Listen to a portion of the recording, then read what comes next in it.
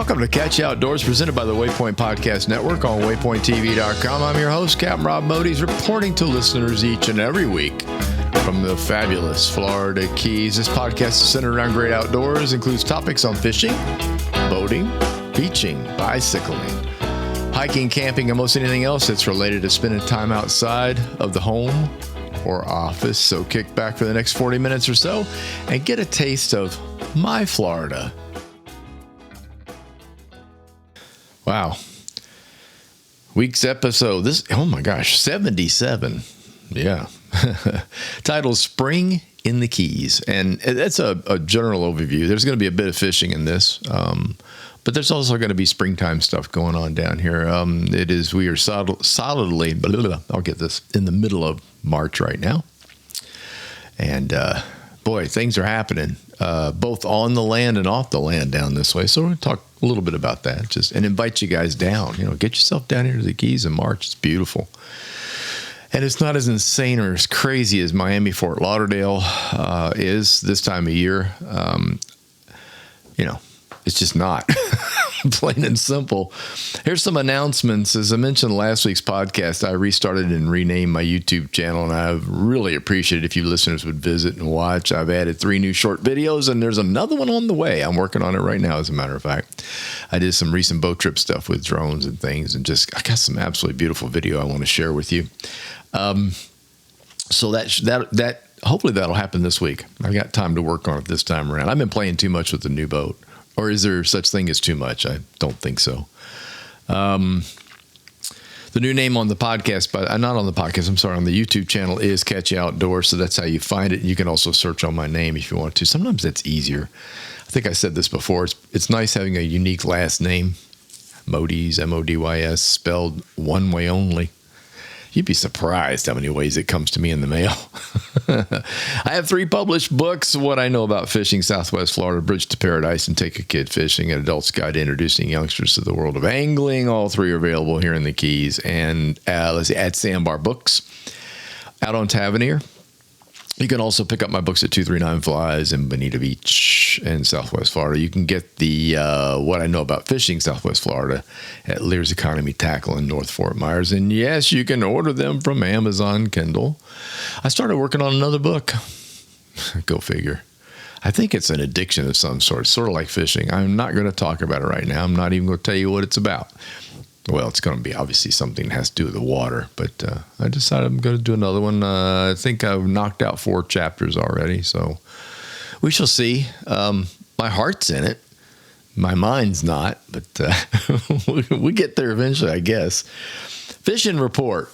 Speaking of the new boat, well, it's going to be front and center for a while, so let's get used to that. I'm excited about it. I love getting back out into the backcountry again on a boat. It's just... wow, there's a lot to learn. I will say that. I've said this before. I'll say it again. My stomping ground was Islamorada north to Florida, up into Florida Bay, I should say, up to Flamingo, and then out to Cape Sable, Gulf of Mexico, south down the Marathon. We did a little bit off. Well, we did more than a little bit off Marathon. We fished quite a bit off the inshore Marathon. I never did much offshore there, and I did quite a bit of offshore when the wind was right out of Islamorada, out on the patch reefs. Anyway, Key Largo is a whole new experience. I've done really well at learning and plotting and figuring out Largo Sound, which is to the southeast of us. It's actually, our neighborhood is on Largo Sound. And so I did that a lot in a kayak, and of course now the boat, although almost all of that is no motor zone. So really it's kind of limited to playing in the kayaks there.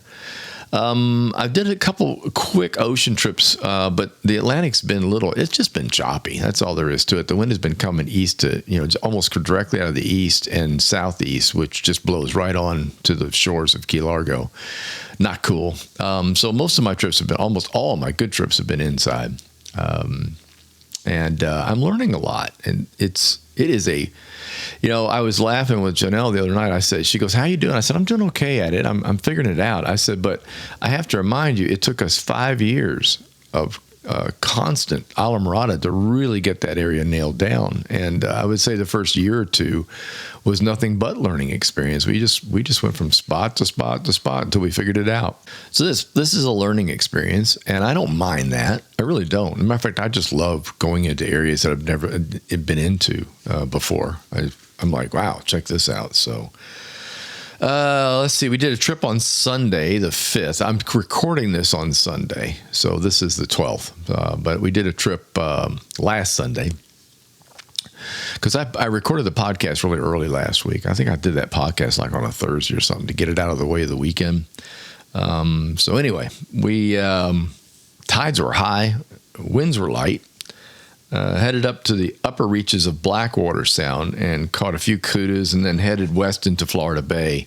I'm still fascinated with Blackwater Sound, and there's so much more to look at. It's got some tricky cuts to get through, though, and the water has to be the right depth, obviously. I mean, it's real skinny water up there. But it is sight fishing, which is fun, so you can see them. And if you get the sunlight in the right direction and just get the water to calm a little bit, take that little chop off the top, it's not hard at all to see fish moving around. So that's kind of cool. One stop we made was just outside this small little inlet close to an area they call the bogies. I always want to say boggles, bogies. The bogies it's a channel system that runs, that takes you out of the bay, or Blackwater Sound rather, and puts you out into Florida Bay and vice versa. Narrow little channel deep enough to make a boat. It's a boat cut. It's marked, actually. It's marked with the Park Service channel markers, which those of you that are familiar with that are the little stakes with the arrows on them saying, go this way, hopefully. So anyway, we landed in that spot. We started working a ditch in there that had water flowing into the ditch, and just took us a little bit to get it positioned right. But we caught a lot of little blue striped grunts. Two snapper, and then I caught something. I didn't get a good look at it, but as I raised it up off the mangrove edge, kind of jack shaped, just broad white, but not real big. I mean, no more than a pound. This Goliath grouper came out of nowhere and ate that sucker. Now, this Goliath grouper was not what I'm used to seeing inshore. Inshore Goliath groupers are, for me, I don't know, 15 to 20 inches, fat, resident. They've got their holes. This sucker was 3 to 4 feet long. This thing was huge. And fortunately, Janelle was standing on the bow and got to see it happen too. This guy came out from underneath the mangrove. I don't know. He was every bit of 30-something inches. He's like watching a big redfish, only bulkier. And with the with the water being so clear, you can clearly see the markings on this fish. So anyway, he came up, ate my fish, turned toward the bushes, and I said to Janelle, well, that's that. Because I knew I was grossly under-tackled. I was not ready for that. I will be next time. I'm taking a bigger rod in there and see if I can't chunk something in there and see what happens. But, man, that thing was a beast, and it lasted all of, I'd be exaggerating to say 10 seconds, but it was fun. We caught a lot of other stuff, just a lot of little fish. Nothing real major in the spot, but it was good. Fished almost all artificials for the most part of the day. Kind of falling back on my the gulp. I mean, I really like gulp products, gulp shrimp and the gulp little swimming mullet in white. I did try some other colors the other day, but the white it just seems to prevail in this business. I has to be, I guess, again, back to water quality. I did use Z-Mans too. The Z-Mans are fun. I started using a pearl white Z-Man on a weighted hook, an owner hook that's got the, it's an offset, like a worm hook, but it's got a adjustable weight on it. And I used those for a little while. It's got a screw front, screws into the front of the bait so it stays put. One of the nice things about that particular hook is it holds the soft plastics really, really well. They don't get yanked off very often or yanked down like they do on jig heads.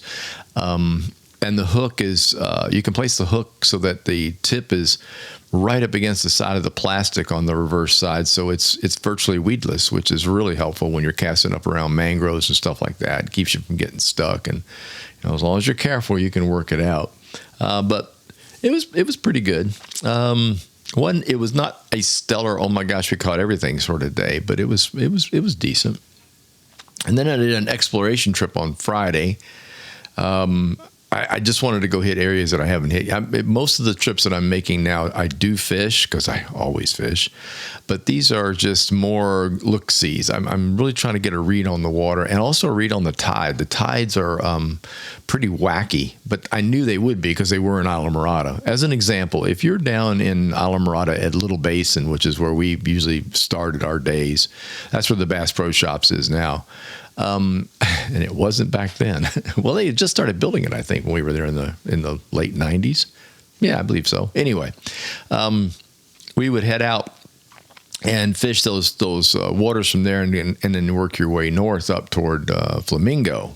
So the tides were virtually completely opposite. I know it's kind of hard to believe, but it's crazy. Okay, so for example, if you put in the water at low tide in Islamorada down at Little Basin, by that time it was almost high tide up in the Flamingo area, and vice versa. So if you put in the water in high tide down south, you traveled north and you went too fast, you just run right into low tide, and I mean low, like no water. So that took some getting used to. Well, the same thing happens here, and so I'm trying to adjust these times because the tide charts pretty much in this area don't show you much more than like what's happening on the ocean side. There's a few stations up that way, but most of them are locked into the keys themselves because a lot of people do the reefs, and the reefs, that's where your tides are. Well, it's important in both places, but that's for most anglers that come down here, they're ocean fishing is what they're doing out in the Atlantic. And so, for me, it's just this adjustment. I've got to get used to this 3, 4, 5, 6 hour difference. So I started at a high tide on Friday. It was going to high. It said it was going to be high at around, I think it was 10:30, 11 o'clock, somewhere in that time frame. And so, of course, when I got up to the area that I was wanting to investigate, the tide was pretty much still going to low. And I mean still going to low, like low. So I had to be patient and wait things out before the water turned around. And then just about the time I was done fishing that day, it's like, okay, I got to get home, get some stuff done. I can't spend every day on the water all day, but boy, I sure would like to. Anyway, the water was pouring in. So there you go. I mean, about a 4-hour time frame, I had opposite tides. So that's that learning curve. That's what I'm working on, is trying to figure out all this stuff. And you anglers that have done a lot of the upper Key Largo bays, you're probably smiling and going, yeah, we know about that stuff. And same thing was true in Islamorada. Same thing was true off of Marathon too. So you're always playing this tide game, and it's quite complicated. The further west you go, the weirder it gets, because the tides in the Gulf of Mexico are even stranger than the Atlantic tides. So then you start to have to do math on all this, observation. I'll be honest with you, just get out there and do it. And all of a sudden it'll just kind of click. So anyhow, on this particular day, I wanted to go up and check out an area. Of course, I've heard about it. I've even read about it. It's called Joe Bay. Some folks call it Old Joe Bay or just Joe's. It's a bay way up. It's right up against the Everglades, and it has a huge area of you cannot fish in it. I mean, plain and simple. But when you enter the bay through the only entrance that's available, it has just a whole mess of signs in there telling you that this is a pole and troll zone. What they mean by that is that you can pole a boat or you can use a trolling motor. That's it. You cannot use an engine. You got to shut down at a certain point, but you can fish this whole. It's a pretty good sized bay with lots of great mangrove edges and stuff like that. I had a solid hook up in there. Man, oh man, I lost a nice fish. I was bummed. I didn't get to see it. The water up there is not like the rest of the Keys water. The water, at least this day, the water up there was that funny greenish milky color like you see over in the 10,000 Islands. And that's because you're so far up. You're not really up against that Keysy, ocean reef water. It's pretty, but it's still green. But it didn't work out. I lost this fish probably just, I don't know, a minute after hookup. I'm like, it felt like a red. It felt like a big red is what it felt like. I'm guessing that's what it was. Ate a soft plastic, so I got to get back up there. Now, once you get into that bay, Joe Bay, on the back side of the bay, which is north, there are 3 entrances, maybe 4.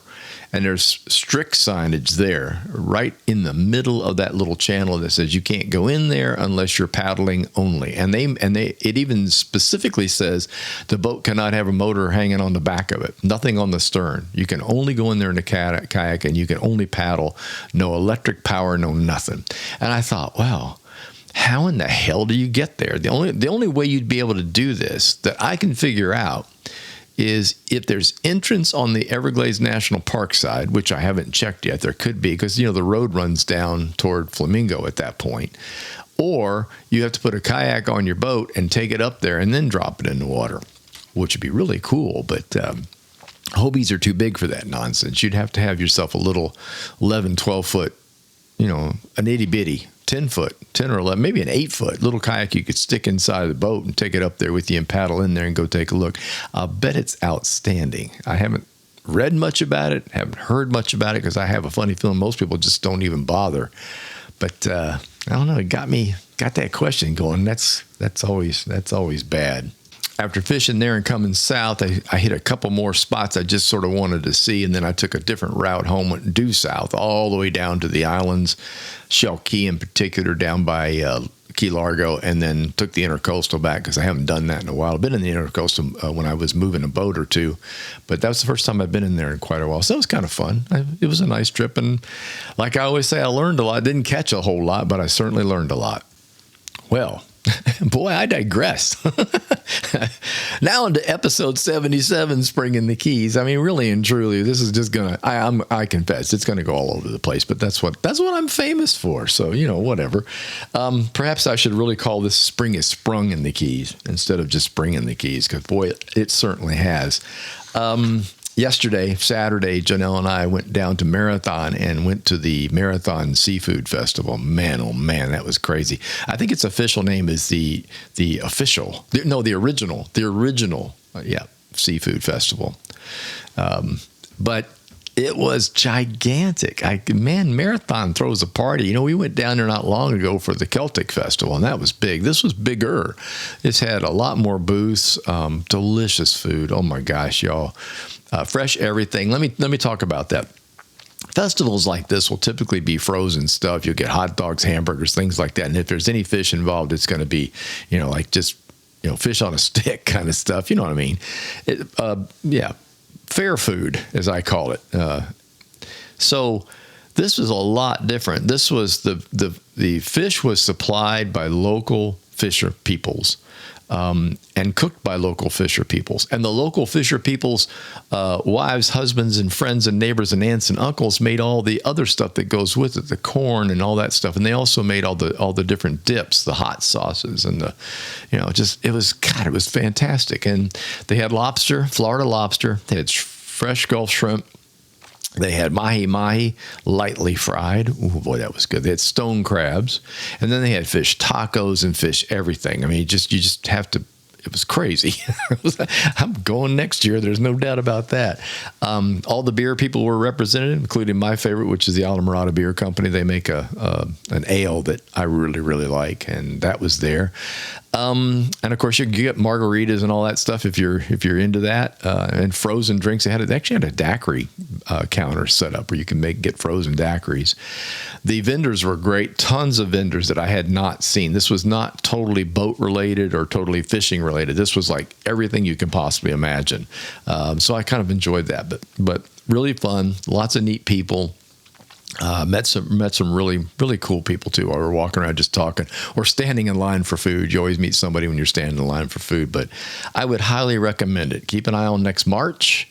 If you're down in the Keys, you definitely want to check out the original Marathon Seafood Festival. There, got the whole thing out that time, but we had a lot of fun with that.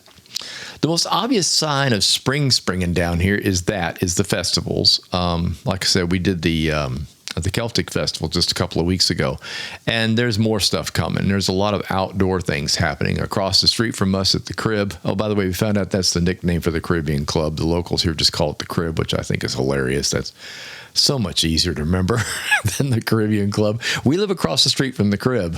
Oh, Lord. This is a party place. I'm not kidding you. Live music Friday, Saturday, Sunday. You can hear them from the back of our house, especially if I'm out there barbecuing. And they have great festivals. They had a what's it called? St. Patty's Day. Had a St. Patty's Day parade over on the highway. Yeah. Things stop around here when they do stuff like that.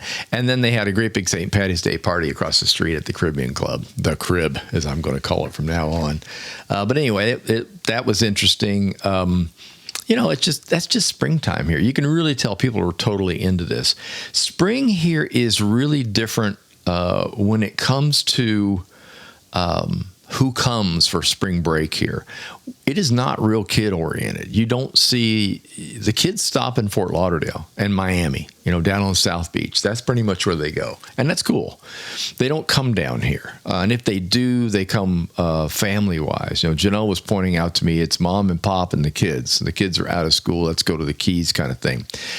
I would have to say a huge reason for that is probably affordability. Things are expensive here, especially if you're going to stay at one of the resorts. And if you're going to do it for a whole week, spring break is a week long. So it's not something where you come down for a day or two. You can, of course, but so it's a little different here. No, it's a lot different, actually. We've noticed that there are quite a few people here. I'm not going to call it crowded, but we have that same thing that happens everywhere else south of, I don't know, like a line drawn across Okeechobee. Let's just say the Tampa Bay area all the way down the West Coast, and then over at the Palm Beaches all the way down. Spring break is the month of March, and it is insane because the snowbirds are still here. Tourists are still coming. We do get a batch of Europeans come over at this time of year. And then, of course, we have spring break and all the kids are out of school. So that's an excuse for, in our case, mom and pop take the kids somewhere. And if you're an older teen or you're in college, then, of course, you go to one of the party beaches. So, but we don't see that much here. What we actually see here is more of the family and the family outings. And I think that's why we have all the festivals here. I think that's why we do all that fun stuff on the weekends, those Saturdays, Sundays. So, and I'm getting a big kick out of that. The only thing, it does get in the way of fishing. So you have to know that that's going to happen. But other than that, it's a lot of fun. Now there's Key West. Now, Key West, I would say, is more traditional. It's expensive to stay, so the kids are going to have to group up. You're going to have to put 6 or 7 or 8 of you in a house or something to be able to afford it because the key prices it's gotten really ridiculous, to say the least. So that one, that's probably where it's more traditional because of Duval. I mean, Duval is a bar street. That's 40-something bars in every 100 feet.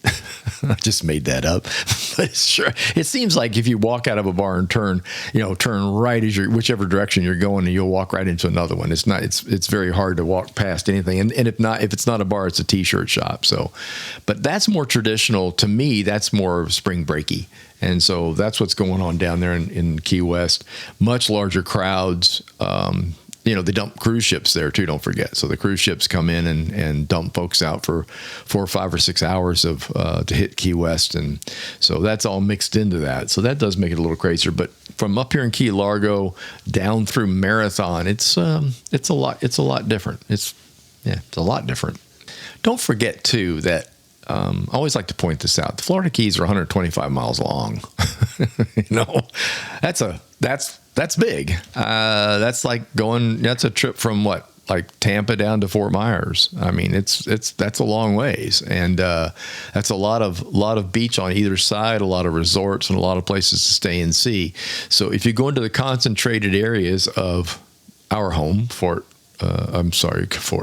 Key Largo, and then down to Alamorada, Marathon, and Key West, that's where the crowds are going to be. In between, it's still, I would have to say, after driving all the way to Marathon and back yesterday, it's fairly quiet in between there. If you can find a place along the bay or along the beach, you can do a pretty laid-back spring break on these islands, no doubt about it. Let's spring into nature. Change gears. I'm a nature boy. I like it outside. I do. I confess. Fishing is my gig, but I also love beaching. Love going to the beach here. Snorkeling, diving, birding, bird watching, stuff like that. Let's go to birds. Let's do that first. Migration. Bird migration, in the late fall. So for us, that's November, December. When we get close to Christmas, all these birds start showing up. And it's pretty obvious when it's gotten cold up north. You can tell right away. You start seeing birds that you have not seen all summer long, and the songs that they sing. It's like, what is that? I don't have any idea. And you start watching and looking, and you suddenly realize that our feeders in particular, and we live in woods. We live in a hardwood hammock, and in the hardwoods, there's just all kinds of birds making noise that you didn't even notice back in July. And so this migration starts to happen. Now, this time of year, March, the opposite's happening. As things start to warm up and the flowers start to bloom up in the Midwest and, Kentucky, Tennessee, and up in that area, the mountains, these birds turn around and go back. Matter of fact, I read yesterday there's a big hummingbird migration that comes out of Florida. I did not know that. We never had a lot of hummingbirds at our place in Fort Myers or in Fort Lauderdale. So that was a little more inland, a little more north of us. I see a lot of posts and stuff, especially people around Stewart in that area, the northern end of the Palm Beaches. But anyway, down here it's more, we see water birds. I think probably the most notable weird thing, I'll call it weird, is loons. Loons are... I've always associated loons with the lakes, the Great Lakes, and way up into the northern reaches of the United States and lower Canada is where the loons are. But they show up down here, and I'm not talking about the tourists. I'm sorry, I made my own self laugh. Talking about a bird. I guess it's a snowbird in a weird way, but the loons come down. Now, what's weird about the loons is they do a couple of things that are really odd. They will attack a lure. If they're in the water, loons are very, very similar to our cormorants and ahingas. It's a diving bird that goes down underwater after fish. Okay, it's not I shouldn't call it a diving bird. It's a swimming bird, and it dives down once it's on the water and goes after fish. Well, the loon will attack a lure. I honestly, I've rarely ever had a cormorant or an ahinga to attack anything underwater unless it was attached to a fish, and then they try to steal your fish. But the loons will attack a lure if you're not careful. And these are big, strong birds. These are not little, I guess I'd call them muscular, little scary. The other thing that I've noticed in them, they don't fly in big flocks. You might see one or two on an open water where you're fishing or where you are, and when you first see them the first time, you're like, "What in the devil is that thing?" And you know it's not a duck, and it's too large to be an ahinga or a cormorant. It's at a distance, and it's a loon. Now here's the weird thing: the loons are known for making a really strange sound at night. And if you've ever been up north, if you live up north, you're on lakes, you've heard this sound. It's eerie, loony, I guess. I don't know. But down here, they don't do that. They don't make any noise at night. I have no idea why that is. I have read stuff in books. I have a bird book that's got all kinds of outdoor waterfowl in it, and there's no mention of the fact on why. It is mentioned that does happen. But and I've talked to people when I was fishing in the Fort Myers area and fishing up in Charlotte Harbor. There were a couple of other guides up that way that said they had heard them at night, but it was extremely rare. Well, down here, you don't ever hear it. So I just thought that was kind of interesting. But that's one of those birds that migrates in and out. Another one's the osprey. Most people don't think about this, but the ospreys leave this area in the summer when the summer comes. There are plenty of ospreys around now. It was more notable back when ospreys were highly endangered and just disappearing. But now that the flocks are not the flocks, the youngsters are back, the fledglings. When the birds fledge, the osprey youngsters, they stay behind mom and dad leave. So in the summer, you might see an osprey standing on an osprey nest. But that's not the adult birds. That's usually one of the kids that was left behind when the adults split. The ospreys got it figured out, don't they? Yeah, man. Okay, you're on your own. See you, bye. And they go travel north, and then they come back down here, and they have little ones, and they do the whole process again. So it's a migratory most people don't think about. Eagles are the same way here. Our eagles will disappear.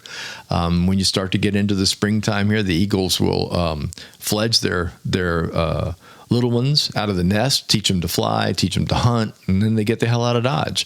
And you wind up with a whole bunch of young eagles, which are much easier to spot than a young osprey. Young ospreys, they color out real fast, so they kind of look like the adults, whereas the young eagles don't. The young eagles can stay kind of a brownish, they get mistaken here for golden eagles if you don't know that golden eagles are a whole lot bigger. But they have a tendency to be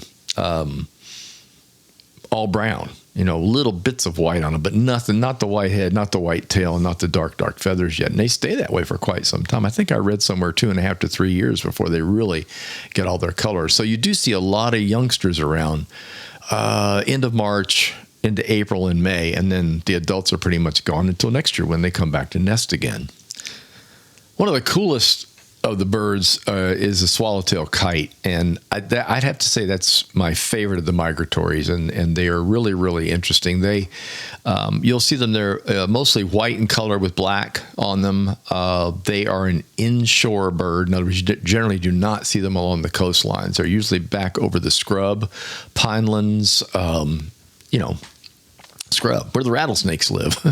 If you're going up and down I-75 on the west coast of Florida, so south of Tampa going down into Naples, all the way down 75, there's a good chance if you keep your eye out, you'll see them.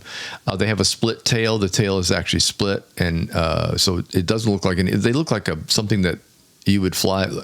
It's hard, like a glider. I mean, they're really, really pretty birds. They have a interesting migration pattern. The swallowtail kites, they leave South America and head for Florida in the spring. So they're on their way here, and they fly without stopping. So they leave South America, and they have tracks that come all the way up to Florida. And these people track them, as a matter of fact. Some of them they have the, what do you call it? Transmitters on them. And so they can actually track them. You can follow them on your computer. It's really, you would not believe how far they fly. Some don't make it.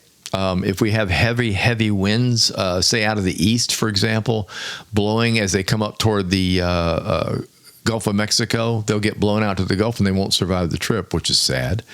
The reverse happens in the late summer when you start to get into August, September. They turn around and go back to South America on the long flight. So the only time you're going to see them is in the summer. So keep your eyes open. This is the time they show up, and I just think they're one of the most remarkable birds. I love to watch them glide. They hunt together. They do. They're hunting. It's really cool. There usually be a couple of them.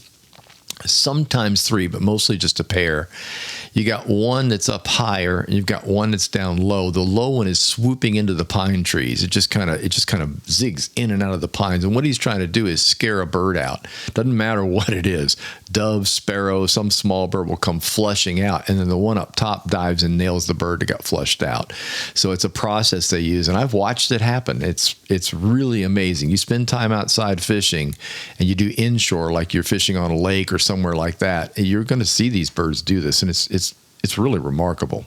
Wintertime here is dry season. We discovered how dry it was. It hasn't rained here in a month, maybe longer. I can't remember. They said it's been weeks and weeks now. You can tell. I've got to water plants like crazy to keep things going.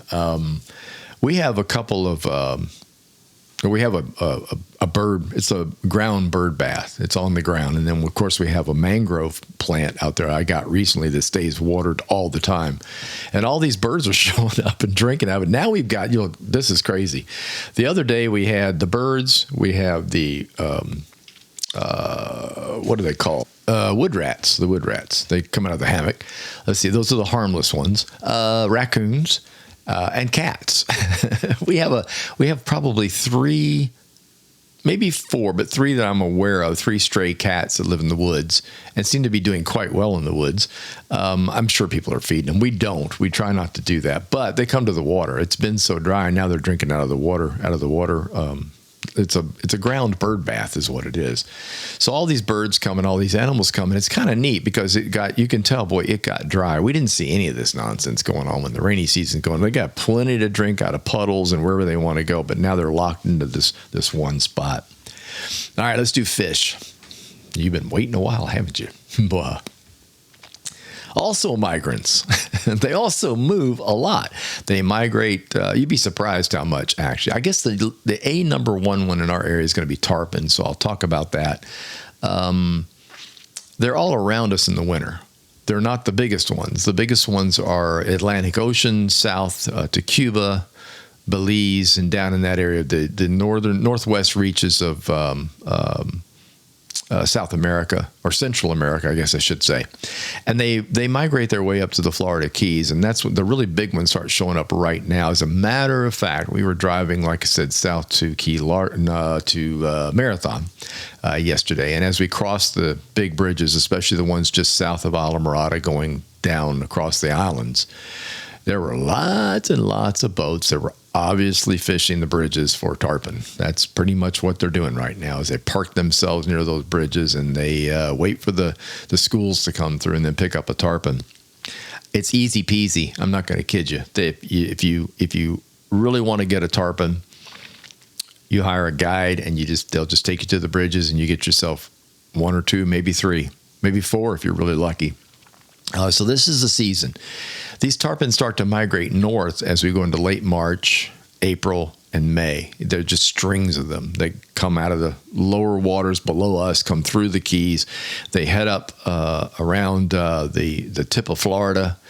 And eventually they make their way all the way up to Sanibel. Of course, they got to go past, let's see, Marco, Naples, Fort Myers Beach, Sanibel, Captiva, all the way up. And eventually they go all the way to the Panhandle. It's a migration process. It takes them north. So the high time here is right now and will continue to be that way, I would say, at least until middle May before it starts to thin out a little bit. But just at that point, you're going to go right back to getting the 60-pounders, the 70s, the 80s. You're not going to see the 150s. Or, you might. I can't say you won't. You can't ever say you won't about a fish. But they do migrate in that fashion. And then there'll be a return trip later on. When we get to September up north, they will start to cruise back south as the waters cool off at the Panhandle and do exactly the opposite. And they'll come back through here, usually October. There's a pretty good push here in October, but for a whole month. They'll come through and then they'll eventually vacate and we'll wind up with residents again, like other areas of the west coast of Florida do. The resident tarpon park themselves, and they're not real big, but they're fun to catch. So that's one of the big ones. Catch them on flies, catch them on lures. One thing to note about the migratory ones, they will eat big baits, but that's not what they're really about. What they're really about is moving. And when the tarpon are moving, they're not so interested in chasing a bait around in circles or diving through schools. They're interested in picking off stuff that's really, really easy to get to. So lure placement and size is important. I've never done lures for them. I've done flies and I've done bait, but I've been told on the lure side, keep it small, think small. Don't drop something really big in front of them and make them eat it, and usually use a dark color. So if you're going to go with like a gulp, a zoom, some kind of, one of those kind of baits, a Z-Mans, things like that. That's what you want to go with. Keep it small, 3 inches or less if you can, and dark in color. I'm going to have to try that this season. I'm going to be right in the middle of it. So I love catching tarpon. I don't think there's anything better out there for just sheer battle and I've lost more tarpon than I've landed. I think most anglers will admit to that unless they're like champions or something at it. I do love tossing a fly though, so it's going to be hard for me to do a lure when I know the fly will get eaten more readily than the lure will. So that's the beef on that. Other fish, snook, they've been hiding. They're up in the back. They stay in the warmer waters as waters chill and cool on the edges, especially on the west coast of Florida, not so much here in the Keys. But as the water cools, they tend to hang out in the back country, and then they start to move out to the coastal areas for their it's basically a migration pattern for spawn. And mostly found Cape Sable beaches. So our area, you're obviously going to catch them on the outer islands and the islands that are right next to the Gulf of Mexico. Just what I have read and what I have learned about snook is it has to do with the salinity, being able to float the eggs, which is why they don't generally spawn in fresh. They almost always spawn in salt water. And so the saltier, the better. So they head out to where it's really, really salty, plain and simple. And so I like to go out and look for them on the very edges of the intercoastal waterways. It starts to come around and move north out of just past Alamorada. The whole thing shifts to the right and starts to head up toward Cape Sable. That's a good path to follow to look for snook. Big ones too. I mean, really, really big ones, especially around the mangrove islands. Last year, good gosh, I caught, I think 2 at 40 inches. And quite a few in the 35 to 38 inch range. I mean, it was a banner summer last year. I hope I can repeat that this year. Redfish, same thing. Redfish are interesting. Redfish eat all year long. They're not really affected by the cooler water, especially not down here. Our cool water quote is like 74. Maybe down to 72.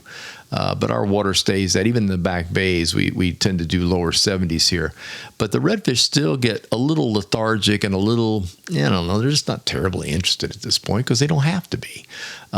So when the springtime hits, they basically turn into real animals and will eat almost anything placed in front of them. So keep that in mind. I go for shrimp. I mean, really and truly, I like to try to use live bait or live bait imitations for all the two others I mentioned. Well, not so, like I said, don't do tarpon that much, but for snook, yes. Something white, curly-tailed that jiggles in the water. That's what they like. Top water baits work pretty good too once the water warms up. But redfish, man, they just get all voracious. I like darker colors all the time. I don't generally use like bone whites and things like that for them. If I'm going to use a top water, I'm going to use something that's got rust in it, rusty red, even black, something dark. I don't know what the deal is with them, but they just tend to go for that better than anything else. But again, it's all about that feed. One thing that reds will do really, really well is they will do artificials. So don't be afraid to throw artificials to them. While everyone tends to go for baits, and a lot of anglers just, they got to do the shrimp thing. I throw shrimp on jigs to them. Of course I do, up under the mangroves. But reality is they'll eat soft plastics, but the presentation is real important. You have got to slow down. You cannot be going real fast with these fish. You can't, don't throw it in the bushes and immediately start wiggling the thing out of there. That's probably not going to work. You might get a slash at it, but more than likely they'll miss. Throw it up in the mangroves. If it's on a jig head, I like to use lightweight jig heads when I throw soft plastics. Let it drift down toward the bottom and then give it a little tiny bump when it hits the mud. Don't go real crazy with this thing. And after you've done that, you didn't get a bite, let it sit again and do it again real slow. The presentation, even though it's warm water, even though they're hungry, they are hunters by digging in the bottom with their nose, and they like to flush out little crabs and stuff. So they're used to things not being like readily available right in front of them. So you got to work to give that little bit of a push in the mud to make them pay attention to it. So slow down. I'm saying this all the time when I was a guide to the anglers on the way. Slow down, man. Take it easy. Give them a chance to find it. And that's a guy issue, not a gal issue. Gals will listen and do what you tell them to do, but the guy will go right back to jerking the bait around as fast as he can. Don't do that. Relax. Give them time to eat. All right, that's it, folks. I got to sign off. Thanks so much for your notes, questions, emails, stuff like that. I just got a whole batch of texts from family and friends about the use of braided line. Ooh, I know what I'm going to do next week. Thank you for the idea. I really like that. Anyway, we're going to do a whole lot more fishing this week. Going to get myself back out there in the back, try to work out these little hidden secret spots and see if I can't get some fish going here. And then I'll talk to you about that next week. Thank you so much for taking the time to tune in. My podcasts are scheduled for each and every Tuesday. If you enjoyed listening, please tell a friend, leave a review, and don't forget to subscribe to the channel. Catch Outdoors is presented by the Waypoint Podcast Network. It's available on Waypoint and many of your favorite podcast providers. The Facebook page is Catch Outdoors. The website is Waypoint TV.